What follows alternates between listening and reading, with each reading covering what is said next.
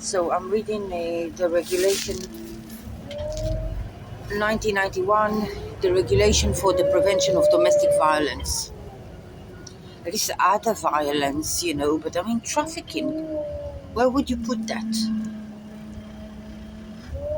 I mean, it's something that is violence against women usually.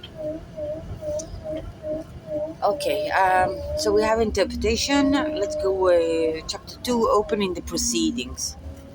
An application under these characters, any other request under these regulation shall be submitted to the court in writing together with the reasons therefor, as well as the affidavit for the purpose of verifying the fact underlying them as stated in this regulation. An application shall be submitted to the court whose jurisdiction the protected person's permanent place of residence is located, in accordance with Form 1 in the addendum, and shall be accompanied by the affidavit on behalf of the applicants or by a person with knowledge of the details related to the application in accordance with Form 2 in the addition. An application for an ex parte order will be filed in accordance with Form 3 in the addendum, together with an affidavit stated as Regulation A. And you need a lawyer, really, to get some, It's crazy because a lot of women who are under violence, they're penniless, And it's as if anyway. I mean, when I had a lawyer, that was the first time that it would, went somewhere.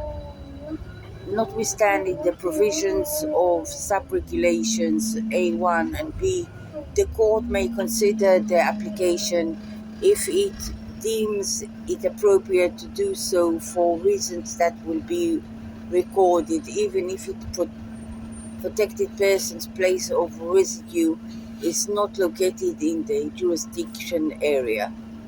If a protection order is, I wonder if you can get legal aid if you, a woman under violence. It should be, crazy, from the government. They sit in such beautiful offices, these people. Just beautiful offices. The best in Tel Aviv. State workers. I mean, why won't you help, poor beaten women, Court where the protected person place of a residence is not in its jurisdiction. The court shall order the transfer of the matter to the court in whose jurisdiction the protected person place of residence is located. This, for instance, is very strange because I was beaten. Okay, my ribs were broken. And then I got a flu at the same time. So it was very, very painful, and I was, lying in bed.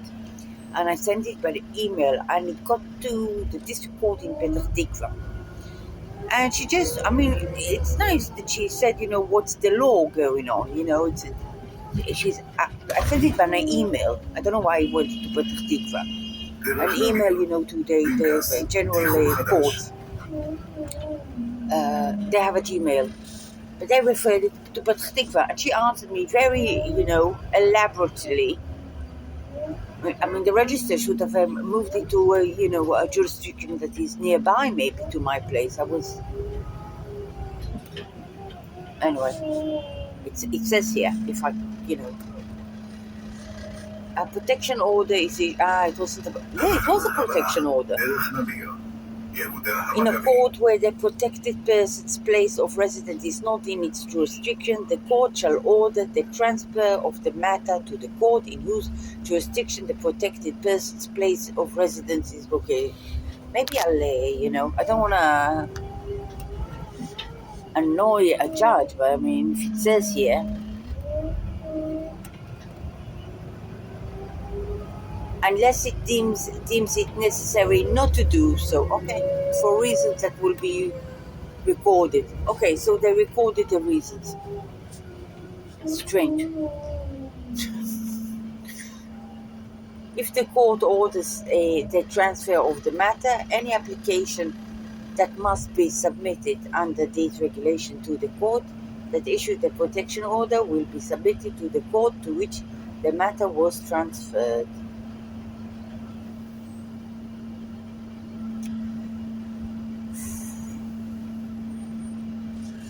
Well, I don't want, to cause too much trouble. I don't know why it even went to Petah Tikva. But everyone was, to stay right, not saying that. Anyway.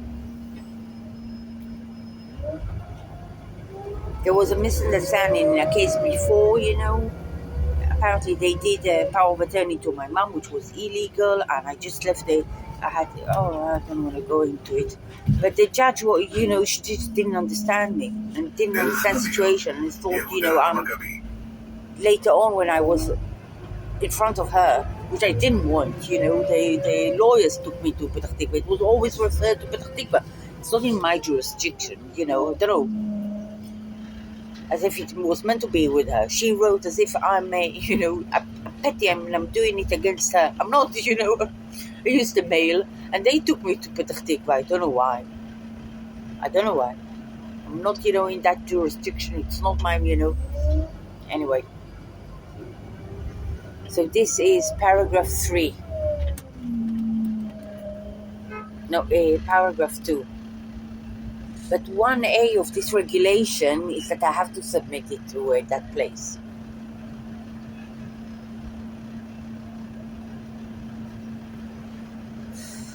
Guarantee. So I have to put a guarantee if I want, a restriction order. Not a protection order. Protection order. Protection order. Protection order can also go for whistleblowers, isn't it? If it's connected to finance and the felonies in the bank, and that's why there's violence. I mean, I should read about what was going on in the police, because at the time the investigator, the police, her name is Carmen, she said, you should go and get a protection order. Anyway, next thing. Very hard to read in this kind of bus. I can do it very well in English. If the applicant was submitted by the family member, a letter of guarantee signed by him shall be attached in accordance with Form 4 in order to compensate the respondents for any damage caused to him by the issuance of the protection order, as the court deems fit. If the court determines that the applicant is frivolous. Date of hearing. At the time of submission of the application, the date of its hearing will be set as early as possible and no later than 7 days from the date of submission of the application, and notice thereof will be given to the applicants. If on closer to the date of receipt of the application, the court orders the submission of a risk assessment in accordance with Section 6A of the law, it will order a hearing date as early as possible and no later than 10 days.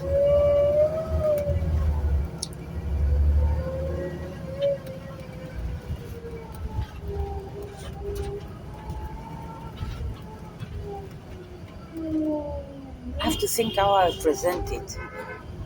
I have a recording, a very good recording that I've done.